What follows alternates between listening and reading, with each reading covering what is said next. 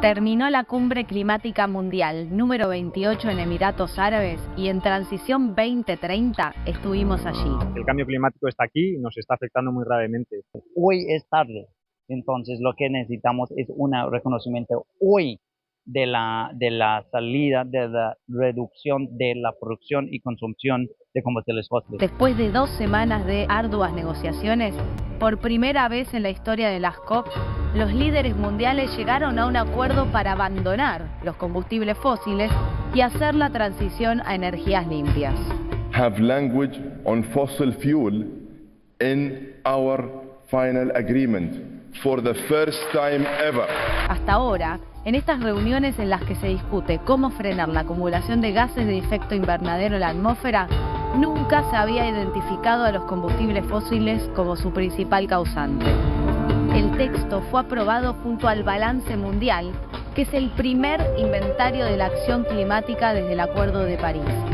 El texto además hace un llamado a la transición energética equitativa y ordenada, con el objetivo de tomar acciones en esta década crítica y conseguir el cero neto en 2050. Mientras tanto, para el 2030, las partes deberían triplicar las energías renovables y duplicar la eficiencia energética como meta inmediata. ¿Cuán cerca estamos en la Argentina de lograr esta meta?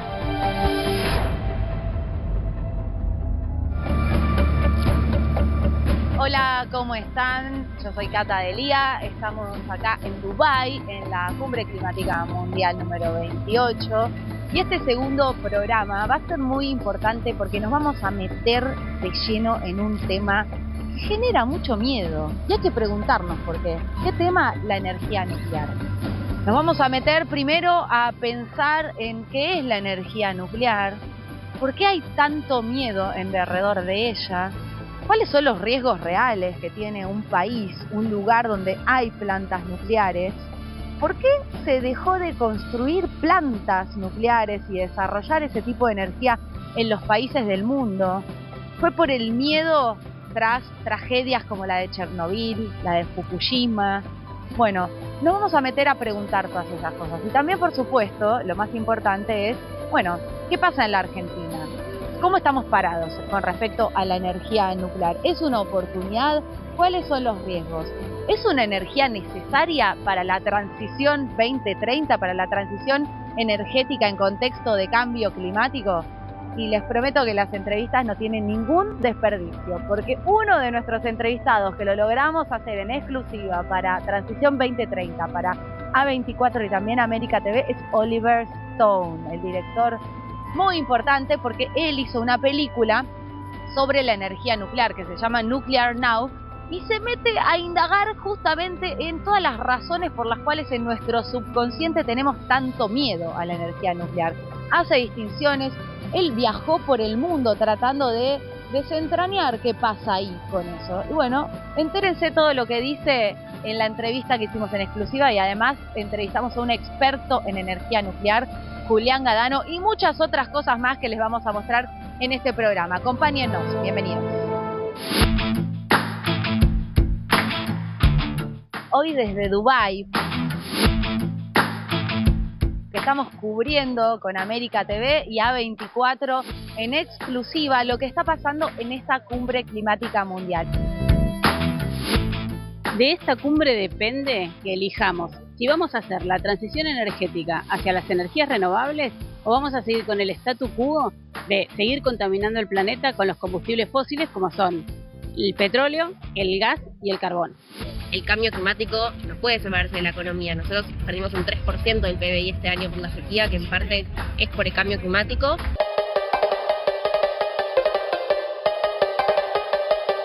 Estoy cubriendo diversidad de temas, sobre todo siguiendo la delegación de Costa Rica, ¿verdad? Pero también propiamente aquí en la COP, particularmente daños y pérdidas. Y bueno, hoy hice un artículo sobre ciudades, entonces entender un poco Dubái, nuestra sede en estos 2 semanas. Y acá están los carteles que dicen Let's turn promises into progress. Basta de promesas, que sean progreso. Oh, I'm actually 15 years old, so 15. So I speak about plastic packaging pollution, which is a very severe environmental risk And I feel like this is also a factor that need more attention.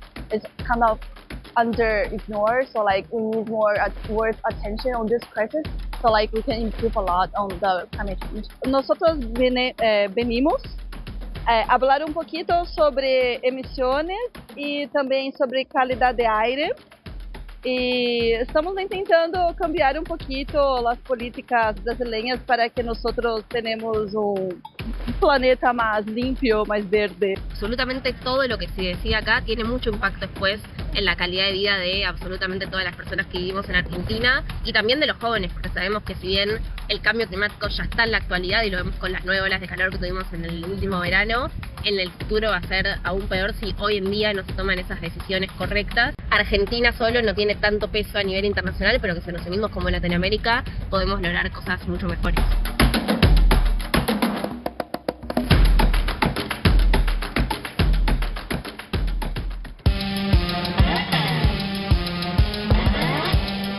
¿Por qué tenemos tanto miedo a la energía nuclear? ¿Es un mito que es peligrosa? ¿O realmente tenemos que tener mucho cuidado? Es una discusión desde siempre, pero uno piensa energía nuclear, piensa Fukushima, piensa Chernobyl y tantos otros eventos que marcaron la historia de la humanidad. ¿Por qué estamos hablando de todo esto? Bueno, porque acá, en estos momentos, en la COP, en la Cumbre Mundial número 28 en Dubái, se está proyectando la película Nuclear Now de Oliver Stone, que hizo justamente una película sobre por qué todos nosotros en nuestra cabeza tenemos en nuestro inconsciente que la energía nuclear es peligrosa. ¿Quiénes estuvieron detrás de esa creación que él llama fear mongering, el miedo que le tenemos a la energía nuclear? Y él plantea, ¿es la energía nuclear la salvación para luchar contra el cambio climático? Si quieren enterar todo esto, escucha la entrevista con Oliver. We may have come to a point in time when Earth is asking us, do you know what you're doing? Most of our power still comes from burning gas and coal, and the amount is going up, not down. If we do not cut carbon emissions by nearly 100%, the world will suffer serious damage. This is an even bigger problem than we thought. The answer to solving climate change is very straightforward. What's the best solution in your mind? Largely nuclear. Nuclear. Nuclear. Nuclear. We've run out of time to be afraid. Oliver, thank you very much for your time. So, why did you decide to do a movie about nuclear energy? Well, because I'm an older man and I have children. I care about the future, their future, and the world's future. And it seems to me that all the events of the last 20-some years have pointed in the direction of climate change, which is extreme change. And it doesn't look comfortable to me. Based on my travels around the world, I've seen the heat waves and the storms, and I'm concerned about the oceans, and it seems that we have to respond, and we're not doing that. I look with hope towards renewables, but the statistics, the end statistics after 20 years don't favor that as a solution. And the more I've studied nuclear, and I bought a book to make the TV series called A Bright Future, and it's about what nuclear energy can do. And it's amazing when you go and you study it, and you go talk to scientists, and you go to Russia, you go to France, you go to the Idaho laboratory, you begin to understand what nuclear energy is capable of. People are always talking about its drawbacks, but they don't realize the miraculous nature, in the basic nature of nuclear energy, is that it's 1,000,000 times more powerful than any other energy. You speak about a concept that it's really interesting in your movie, that is fear-mongering. So you speak about Hollywood movies, environmentalist movements that were sometimes financed by petrol or oil companies, and that's really a strong argument to think about why we fear so much to nuclear energy. I want you to... It's clear the man who talks about it in the film is saying he doesn't see it as conspiracy, he sees it as business. In other words, the oil companies were obviously threatened by nuclear energy, very threatened, and they went after it as a competitor, and they used dirty tricks, including getting the environmental groups back. Some of them, we don't know how many because these contributions are anonymous. So we know in one case for sure that at the beginning, that ARCO financed Friends of the Earth. So that's pretty shocking. But it tells you what the mentality is of the people from the oil companies. And I'm not talking about the coal companies, that's even worse in many ways, but the oil companies, from the beginning have known about climate change. All their scientists did their homework, but they knew how dangerous this was to the planet, and they went ahead anyway. The executives, as typical, said, well, we have to make money, the stockholders and this and that. They continued, but the scientists are moved to the side. Whatever they say, they don't want to hear it. With fear of nuclear energy right now, do you think that fear-mongering in TV series, in Hollywood movies, and also in environmentalists keeps on going on? Because fear-mongering is with us. It's always going to be there. It's never going to go away. You have to get used to it. There's always somebody in the crowd who says no, no, no. And that's what we get. There's always exceptions. They always say, and if, and if, and if. Well, climate change is here now. It's with us. And the changes are going to be worse than ever. And the people really need to do something about it to get energy. They're going to be screaming for solutions, any kind of solution. So they're going to use coal. They're going to use oil. They're going to use anything, again, in mass. They don't care. But that makes it worse. So until they wake up and realize they need clean energy, that's the only solution. And they're going to scream at the end of the day, there's going to be not enough nuclear to go around. But there is enough if we get going soon. That's to say, I always know it takes time to build, but we're talking about a 30-year span here. So we're talking about building more and more and more. So there could be 2,000, maybe 5,000 reactors in the world, small and large. They can be working, and that will make that'll be the difference. Because people are going to want more energy from the poorer countries. They're not going away. There's more and more of them. So, what do we do with nuclear waste? What's the real damage of nuclear waste? Nuclear waste, because it's so intense, is so small compared to the waste from oil, coal, and gas. The waste from those materials are not supervised. Nothing is as closely supervised as nuclear. But it's a small amount of waste, and the more you use, there'll be more waste, but it's still relatively small. Really well controlled, this nuclear waste? Well, you put nuclear, you put it in water first of all, because water is a great coolant, and it also transmits energy very well. At the same time, it kills off the radioactivity, and then you go from water, you go to casks. In America, we do 12-foot casks, concrete casks. Concrete is also a great nullifier of electricity. From casks, maybe 100 years, maybe even 200 years. You go to underground. Finland is burying it deep in the ground. In other words, let's not worry about it, because they'll say, oh yeah, but then there's underwater aquifers that are going to be destroyed. Well, we don't really know that, because they had it in Gabon. There's all kinds of other arguments, but environmentalists who think like that are thinking about 1,000 years from now or 500 years from now. What about now? And that's the answer. They can't answer it, because right now they know they're wrong. They know that nuclear has to be used, but there's a lot of ego in this business. There is no an honest debate about nuclear energy, and I would like to know why. Why do you think that there is no honest debate about nuclear energy, not in your movie, all over the world, with the public policy makers, with politicians? Well, again, this is about fear and about political movement and money. Money is at the end of the day. It's all about money. I'm just interested in what nuclear energy can do and what happened to it. Now, he found this thing in 1896, and it's a beautiful energy. And we have somehow, because we combined it with war, many people are confused between enriched uranium and low-level uranium usage. So that's what nuclear energy is: low-level radioactivity. It's not dangerous. 1%, enriched uranium, we're talking 90% and above. You were speaking in the movie, in your documentary, you were explaining that in New York it was in the way to be all powered by nuclear energy, and then yes, and then they stopped. Why? Well, it's in the film. I mean, you. Okay, I'm not. We are not going to spoil everything, but tell it. Well, the U.S. was on its way to nuclear society in the 1970s.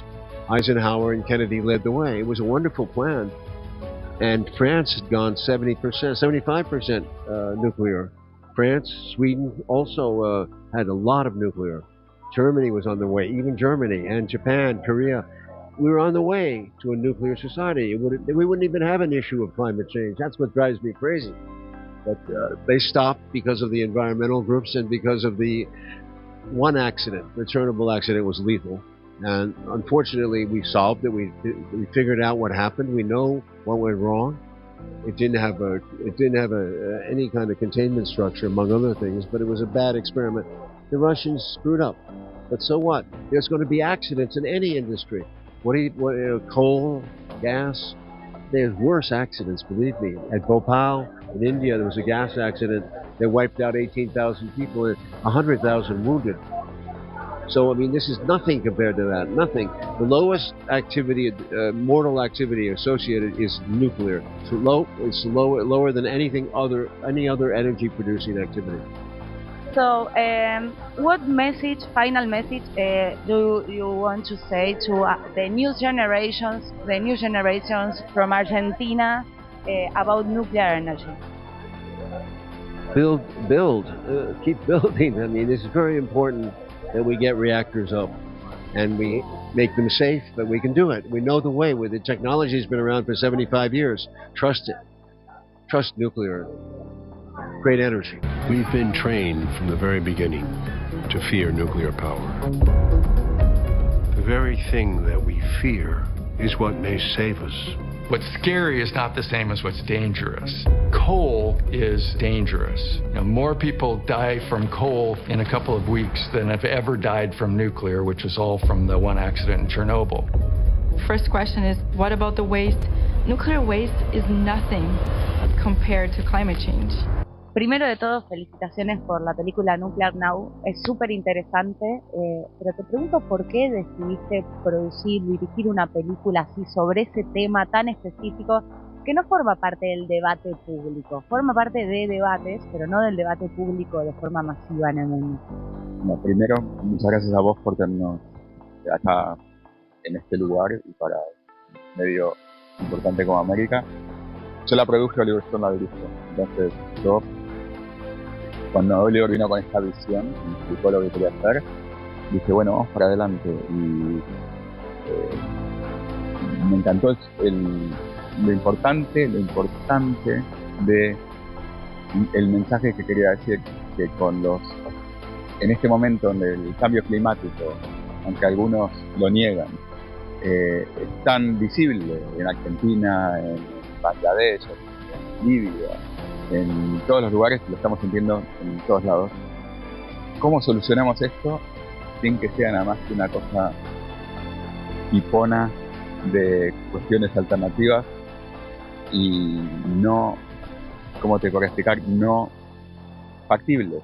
Entonces me parece que una tecnología como la energía nuclear, que está ahí de hace tanto tiempo, que la gente tiene una mala reputación porque la gente confunde energía nuclear con bombas nucleares, y no tiene nada que ver. Es la manera más rápida de que la gente tenga aire acondicionado una semana y tratar de decarbonizar la red de fossil fuels, de energías fósiles. Hay algo interesante que ustedes hacen en la película y me pregunto cómo lograste producirlo para generar esto, que es, bueno, toda esta construcción del miedo que Oliver la atribuye, le pone un nombre, fearmongering, y mucho a las películas de Hollywood, también a los movimientos ambientalistas. Pero ¿cómo pensaste vos en una cabeza de productor en transmitirle a la audiencia, porque está bien lograda, por lo menos es mi mirada, esa de construir de algún punto eso que nos metieron en la cabeza sobre la energía nuclear, a la hora de pensar, bueno, Oliver quiere contar esto, ¿cómo lo producimos para mostrarlo? Primero tiene que ver con la narrativa. Entonces Oliver sabe muy bien lo que quería decir y nos basamos en un libro que se llama un Bright Future o un futuro brillante, en el cual describe todo bastante 1, 2, 3, 4, bastante metódicamente.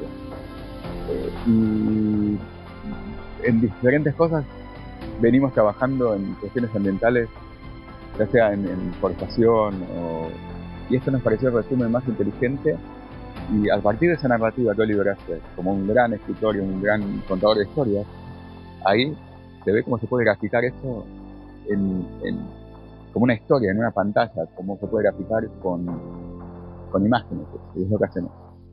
La están proyectando en una zona que ya les vamos a mostrar divina de la COP, la Cumbre Climática Mundial, acá en Dubái. ¿Por qué han elegido, la han presentado en otros lugares, pero por qué han elegido este espacio? ¿Por qué les parece importante que se proyecte en el marco de la COP número 28? Mira, cuando empezamos esta película, la gente pensaba que estaban locos porque querían promover el uso de energía nuclear para hacer algo verde. Y ahora, hace 2 días anunciaron que iban a triplicar los esfuerzos mundiales sobre energía nuclear y la están incluyendo en esto. Entonces, Oliver es una persona de avanzada y nos parece que acá, donde todo el mundo está discutiendo el medio ambiente, un poco como preocupación y a veces como negocio, es muy importante que los líderes tengan conciencia, y esta película abre conciencia, como la mayoría de películas que Oliver hace. ¿Qué repercusiones han tenido en este sentido, en esa discusión en la que ustedes se quieren meter y se han metido con relación a la energía nuclear? No sé, los movimientos ambientalistas, quizás algún referente ya de un policy maker. Bueno, se creó una especie de movimiento y estamos agrupando como una especie de movimientos, y desde el presidente Macron hasta, no sé, diferentes personas, diferentes ambientes políticos, hasta secretarios de energía de Inglaterra hoy a la mañana, están todos recontra a favor de la película y quieren promoverla en sus propios territorios. Estamos hablando de dirigentes de primer nivel que la vieron y la quieren promover. Claro, porque es una película que es muy gráfica y explica muy bien el sistema y propone una solución concreta para el cambio climático, para que la gente lo tenga en cuenta. Y está reviviendo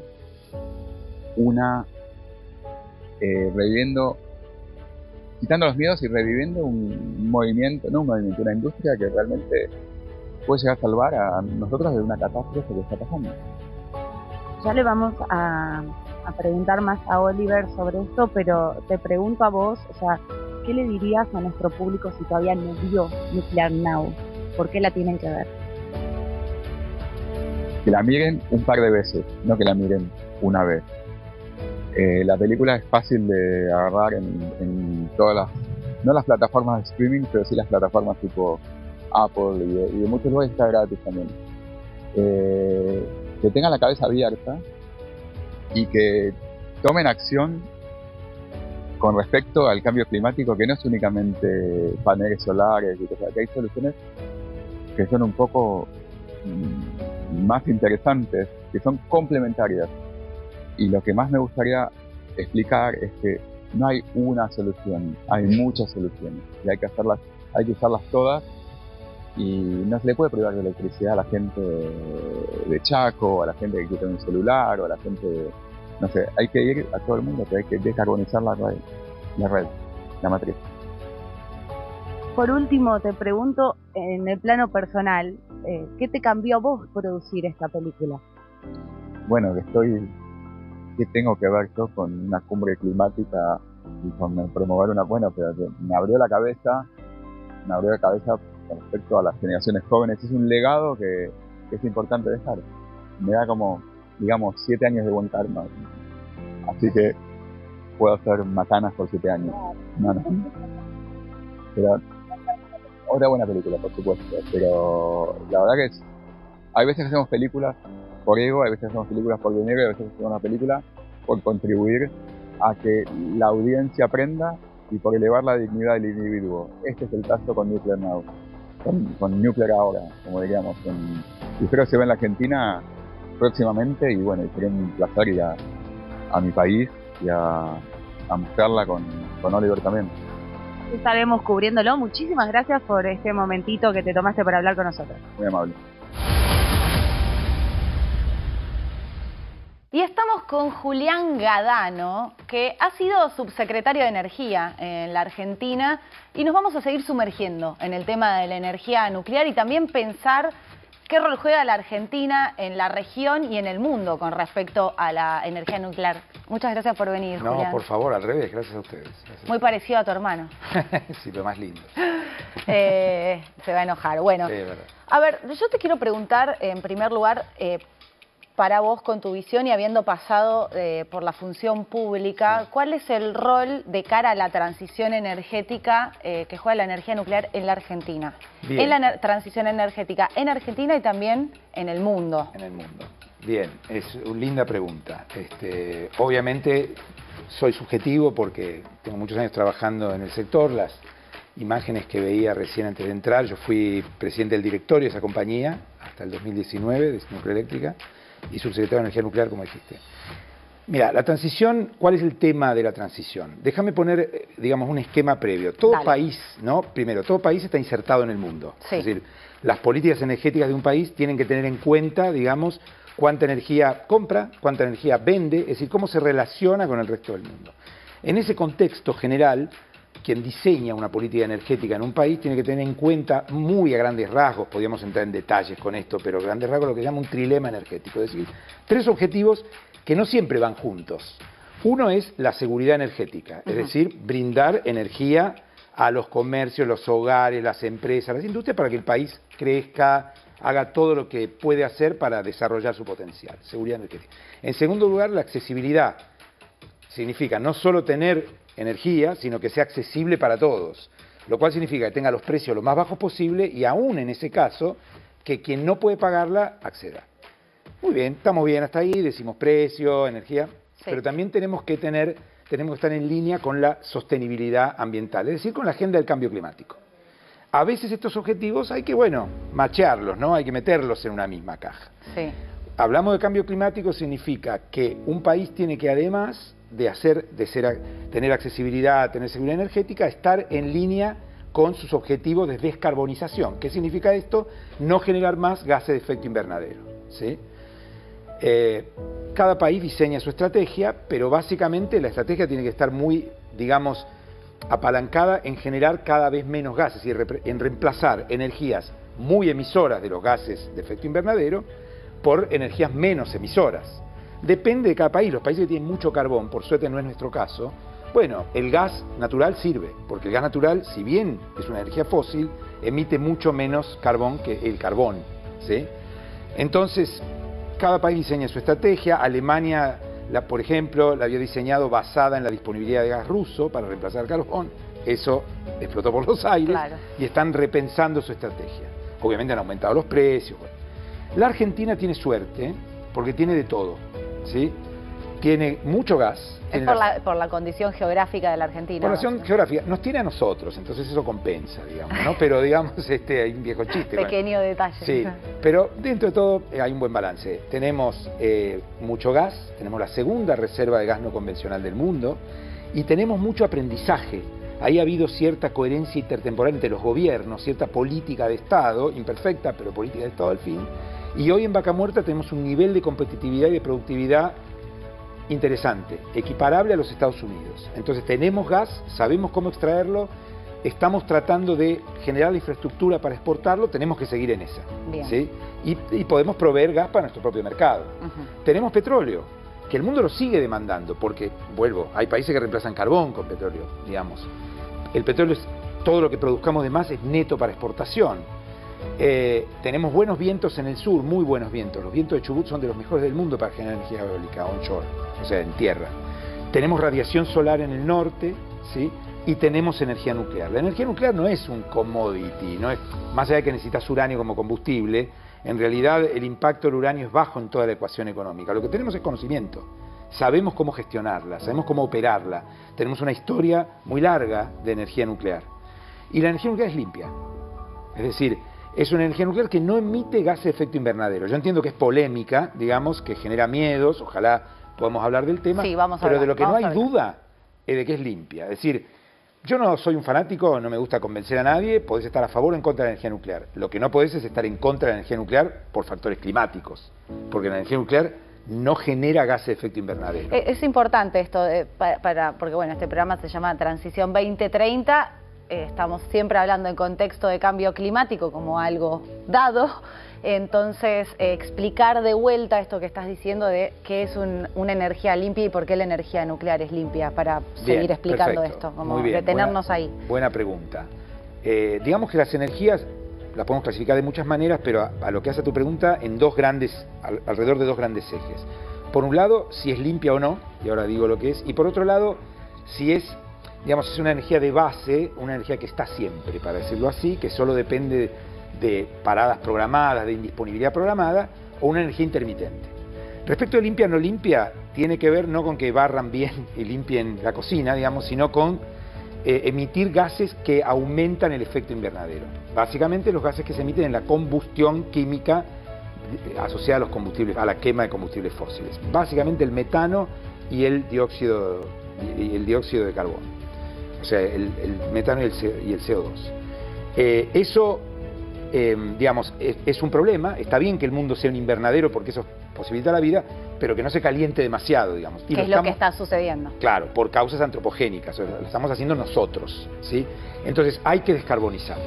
El mundo se ha puesto de acuerdo en que hay que lograr que la temperatura no siga aumentando, e idealmente en algunos casos baje, para no superar en 1,5 grados la temperatura preindustrial, o sea, de 1870 a 1860 al fin de este siglo.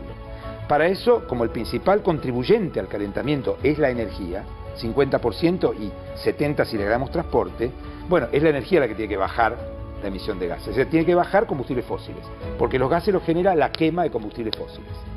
La energía nuclear, las energías renovables, no convencionales, eólica, solar, fotovoltaica, etc., y la hidroeléctrica, que es renovable también, pues agua que pasa por una turbina, generan energía no generando de manera directa gases de efecto invernadero.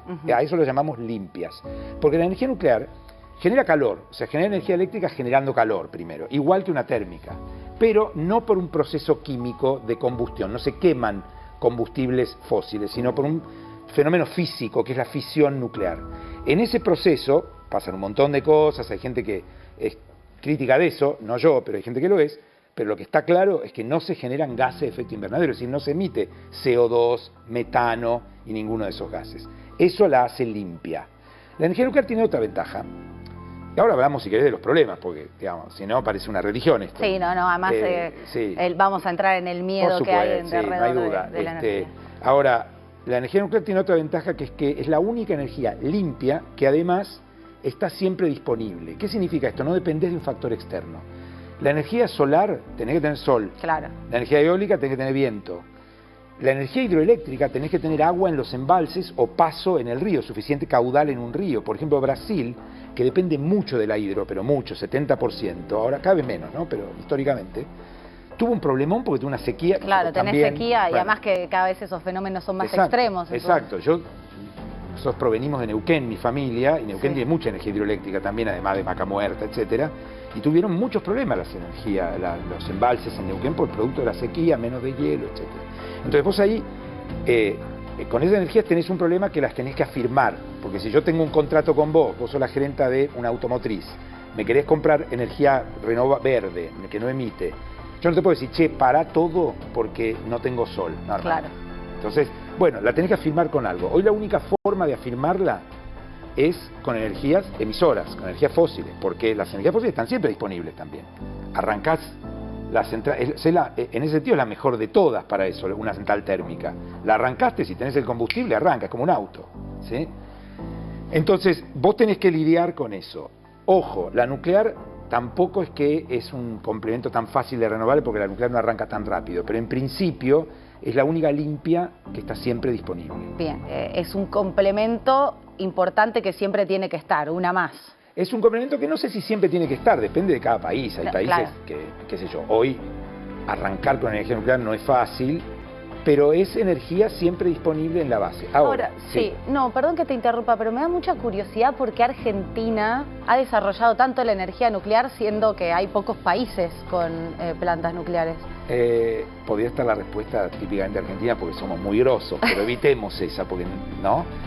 Mira, tiene que ver con cómo se dio la historia. En 1940 y pico, cuando la energía nuclear se empezó a poner de moda, digamos, por un mal motivo, que fueron las bombas atómicas en Japón, pero se empezó a desarrollar una industria para generar energía, en el contexto de la Guerra Fría, digamos, en el contexto de esto era una ventaja estratégica enorme, pensá Estados Unidos, la Unión Soviética, porque el que disponía de esta tecnología para generar energía, estamos hablando del año 1948, 47, no dependía del petróleo, así se veía la energía nuclear. Estados Unidos avanza fuertemente durante el gobierno de Eisenhower en desplegar esta tecnología. La Unión Soviética primero consigue la bomba y después lo sigue en esto, son los dos, y luego algunos países europeos, el Reino Unido, Francia un poco después, pero hoy es un país muy nuclear, y la Argentina en ese contexto, en el gobierno de Perón, que tenía vocación, digamos, de ser un país con cierta preeminencia regional, no quiero decir hegemónica porque suena feo, pero Argentina era un país como con más pujante que ahora, digamos, sobre todo en la región, primero porque nosotros estábamos más arriba y porque el resto estaba más abajo. Bueno, Perón dice, pongo una ficha ahí. La ficha no le salió bien porque trae un físico austríaco que se llama Ronald Richter, que le promete tecnología de fusión nuclear. Para que te des una idea, todavía no existe eso hoy, ¿sí? Digamos, para usos pacíficos. Y Richter se lo propone a Perón en la década del 50. De hecho, Richter le dice que lo había logrado. O sea, lo chamulló en criollo. Perón lo anuncia. Pero, bueno, después Perón finalmente lo raja Richter. No, todo esto se arma en un enclave en la isla Huemula, ahí en el lago Nahuel Huapi, en Bariloche.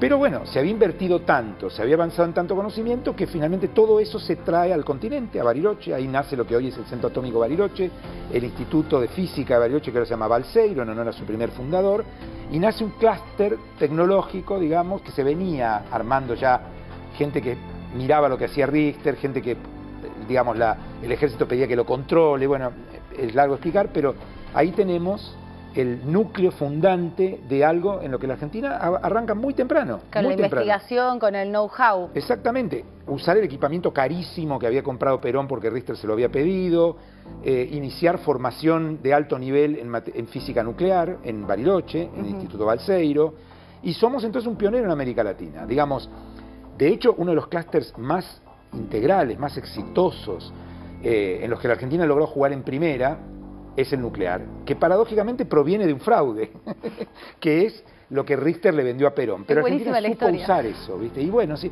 así somos, ¿no? Ahora, Argentina supo usarlo. Desde ese fraude, ahí aparece una coyuntura crítica con una trayectoria muy interesante, en donde las cosas fueron saliendo bien, digamos. La Argentina tiene una muy buena participación en la conferencia Átomos para la Paz, que es la primera conferencia internacional sobre energía nuclear para fines pacíficos, que es el punto de origen del Organismo Internacional de Energía Atómica. Presentamos 13 nuevos radioisótopos ahí, que son, digamos, si querés, elementos que no están en la naturaleza, de manera natural, que hay que producirlos. Y la Argentina jugó un rol muy importante, y a partir de ahí tuvimos la primera central nuclear de América Latina, que es una de estas dos, Atucha 1. Brasil dice que... Bueno, tuvimos mucha competencia con Brasil en el contexto justamente de la competencia no siempre buena que tuvimos con Brasil en ese momento. Ahora, si querés, hablamos de eso. Pero la verdad es que después tuvimos una serie de elementos que nos dieron lugar a un desarrollo muy fructífero, digamos. Por ejemplo, la empresa INVAP. ¿Sí? INVAP es una empresa pública, propiedad de la provincia de Río Negro, que vive de lo que vende, nunca recibió aportes del Estado, es un campeón tecnológico en el mundo. Gracias a INVAP somos el primer exportador del mundo de reactores multipropósitos, no de estos, sino de reactores de investigación, que son más chiquitos, pero igual. Y todo eso tiene que ver con 70 años de coherencia, digamos. Es decir, eso es muy importante, ¿no? También, si me permitís, creo que algo del alimento nuclear estuvo también en la competencia con Brasil. Bueno, ahí quiero entrar porque entiendo que Brasil tiene un buen desarrollo nuclear. Sí, muy bueno. Nosotros, parte del desarrollo nuclear nuestro, pero sobre todo parte del desarrollo nuclear de Brasil, estuvo muy alimentado por la competencia. En la década del 60... competencia que incluso era una hipótesis de conflicto militar en el mundo, Argentina y Brasil, ¿sí? Con la vuelta a la democracia en ambos países y con las agendas que ambos países tenían se combinaron varias cosas: falta de recursos, necesidad de mostrarle al mundo que no íbamos a hacer cosas raras con la energía nuclear y sobre todo desempoderar militares. hicieron que Argentina y Brasil convergieran en ir de la competencia a la cooperación. Y a partir de ahí nuestro alimento mutuo no es la competencia, sino la cooperación. Cuando te digo competencia es, Brasil inició Angra 1 porque nosotros teníamos Atucha. Ah, interesante. O sea, es así, no Claro. dejemos que estos pibes que estén más adelante que nosotros, digamos. Casi como con el fútbol.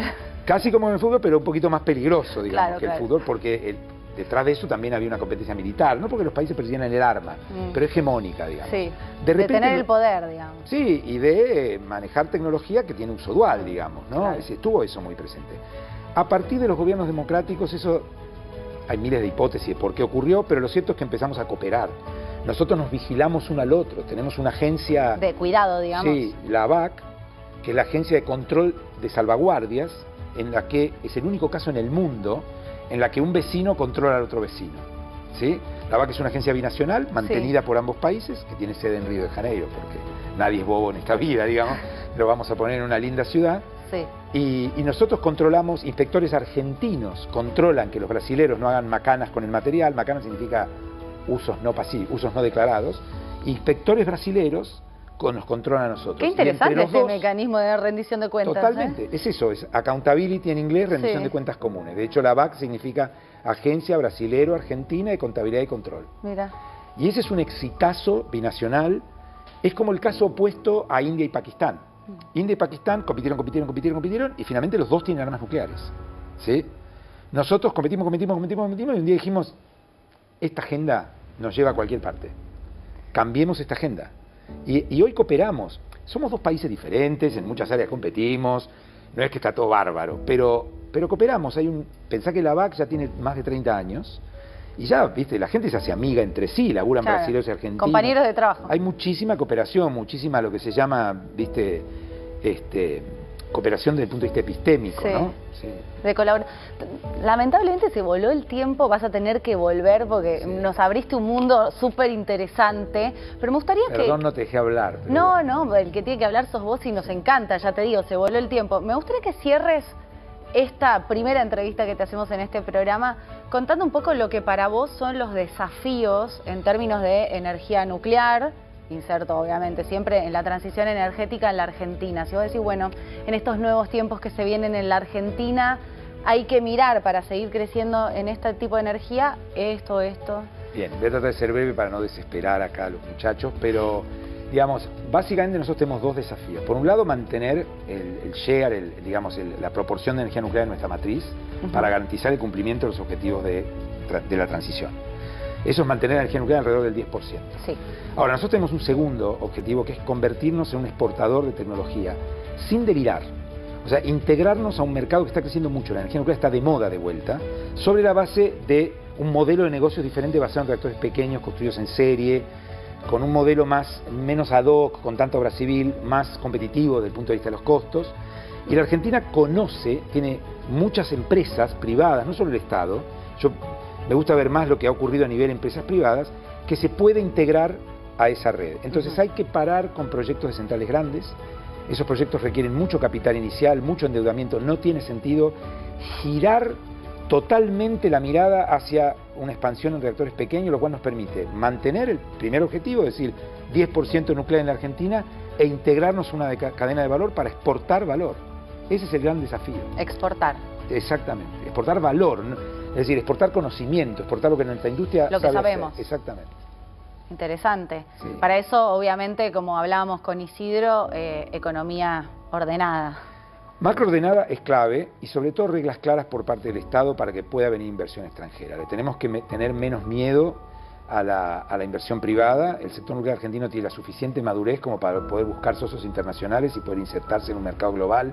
Menos plata pública, más cuidado de costos, más mirada estratégica hacia la exportación y la generación de valor, digamos, ¿no? Traer divisas. Julián, nos quedó re corto el tiempo. Tengo un montón de preguntas pendientes para hacerte, así que te esperamos de nuevo en este programa. quieran. Muchísimas gracias por esta entrevista. Por favor, a ustedes.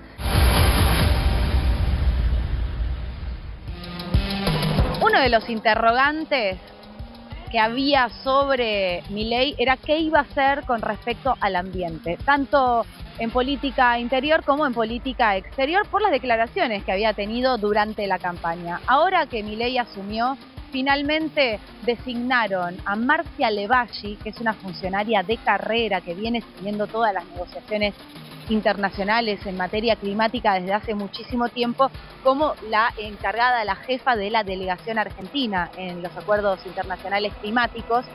Vino a la cumbre climática mundial en Dubái, apenas Milei asumió, y lo que dijo ella fue muy importante. Le trajo tranquilidad no solamente a la Argentina, sino también al mundo, a todos los países que forman parte de la COP número 28, porque dijo que Argentina, entre otras cosas, dijo, no se va a salir del Acuerdo de París. Conversamos con ella y dijo muchas cosas interesantes sobre lo que se viene en materia ambiental en el gobierno de Milei. Marcia, muchísimas gracias por estos minutos. Sabemos que es todo muy intenso porque acaba de cambiar el gobierno en la Argentina y vos venís en representación del nuevo gobierno, del gobierno de Milei. Y por supuesto que los días previos a tu llegada había mucha incertidumbre sobre qué iba a seguir sosteniendo la Argentina y qué no en estas cumbres climáticas mundiales. Entonces te preguntamos oficialmente cuál va a ser la postura en las cumbres climáticas mundiales de la Argentina a partir de ahora. Bueno, yo vine, como ya he dicho a varias de nuestras contrapartes, para llevar tranquilidad, porque en el último tiempo muchos medios internacionales han caracterizado a la administración que tomó posesión ayer de una manera negativa, y eso por supuesto que tiene un impacto, y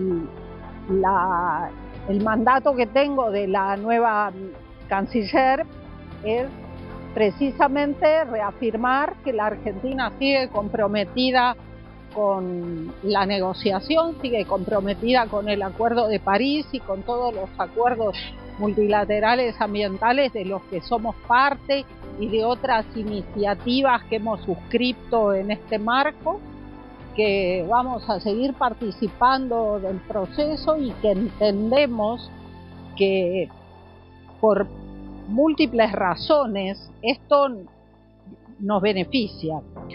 El cambio climático es una realidad que tenemos que enfrentar, que afecta a nuestras poblaciones, nuestras economías, nuestras sociedades, y tenemos que ser parte de la respuesta global porque los efectos adversos también nos impactan y generan pérdidas en nuestro PBI.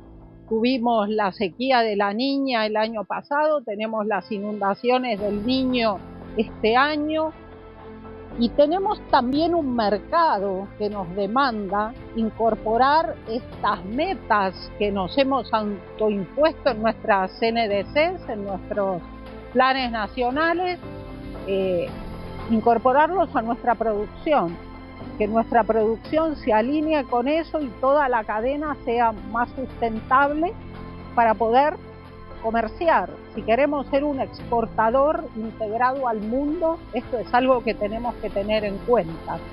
Así que ese es el mensaje que he venido a transmitir y que en general veo que ha sido recibido de manera muy positiva. Respecto de la delegación, en general las delegaciones argentinas están compuestas por la Cancillería y también por técnicos del Ministerio de Ambiente, que son además los que elaboran, por ejemplo, los planes a largo plazo respecto de la cuestión climática. ¿Qué va a pasar a partir de ahora, Marcia? ¿Van a seguir trabajando en conjunto Cancillería con, no sé, si es nueva secretaría? Todavía como no hay una definición respecto del nombre, ¿cómo va a funcionar eso? Bueno, la coordinación interna es fundamental. La Cancillería es negociador hacia afuera, pero con insumos que recibe del resto de la administración pública y también del sector privado, porque hay que consultar a los sectores productivos, ¿no? Y a otros sectores también.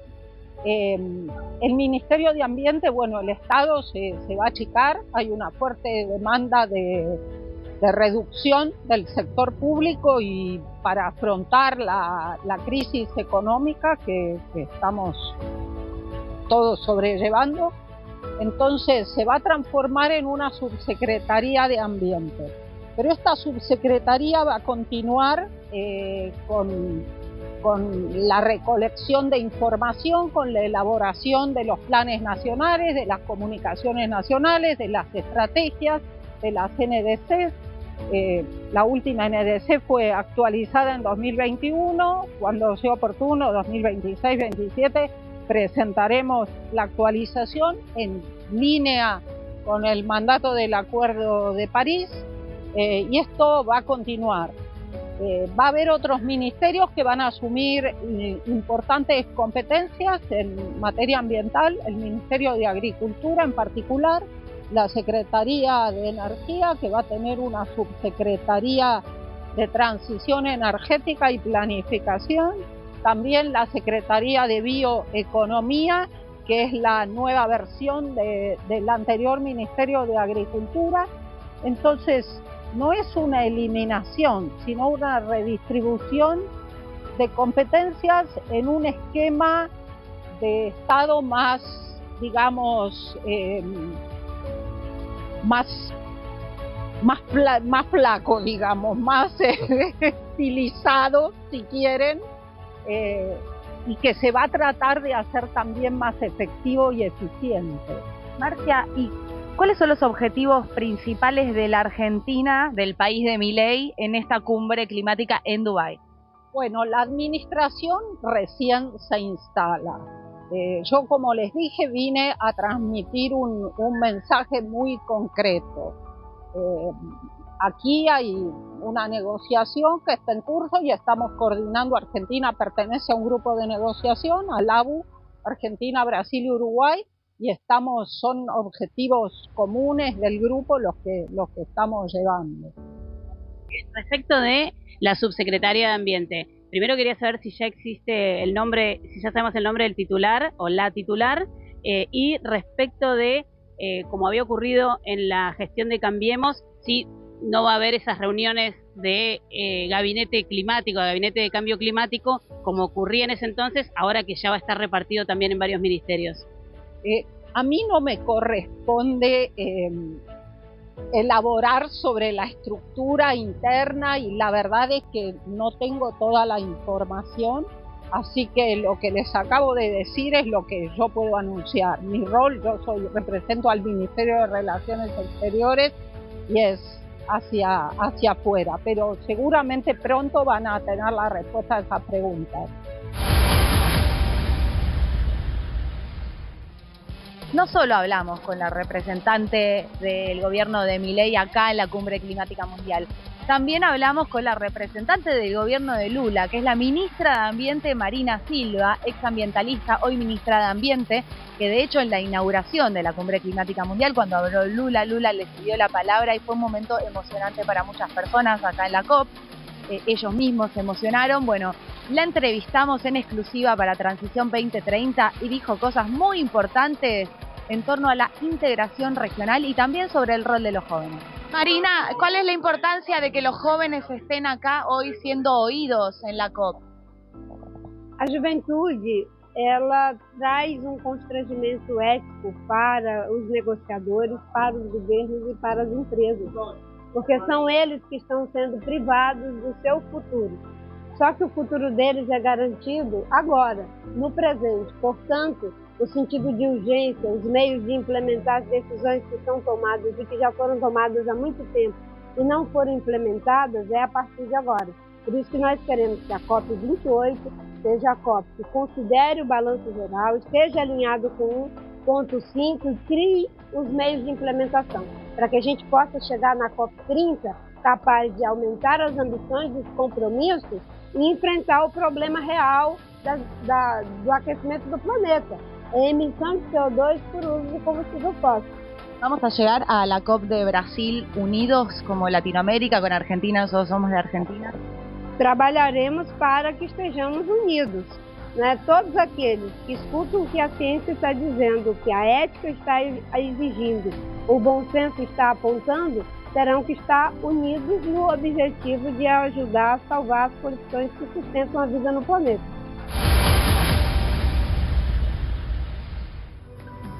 ¿Cómo se voló el tiempo en este programa? Esperamos que lo hayan disfrutado, que se hayan apasionado con respecto al tema de la energía nuclear, tanto como todos nosotros.